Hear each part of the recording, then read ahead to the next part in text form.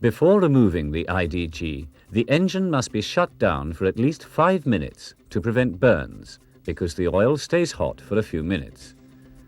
First of all, the IDG must be drained and the oil tubes disconnected and removed.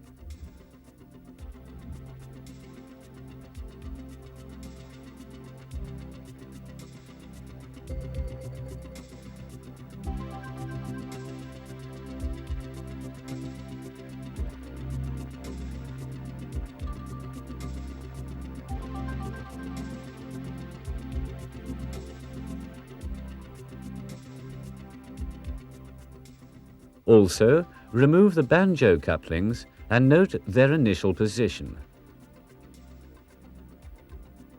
Then, disconnect the 3 electrical connectors from the IDG.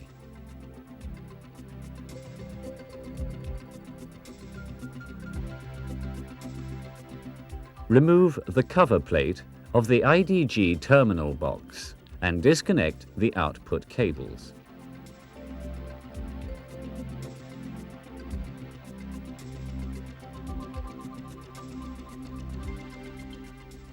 Next, place the special dolly in position and raise it up to the IDG. When the IDG is on the dolly, release the quick attach-detach coupling. Then pull the IDG forward to disengage it.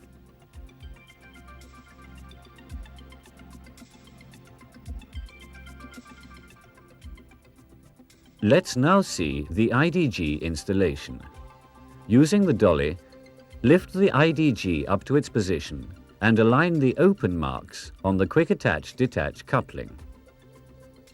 When the IDG is engaged, tighten the coupling sufficiently to secure it. Then, remove the dolly, reconnect the electrical connectors and reinstall the oil tubes.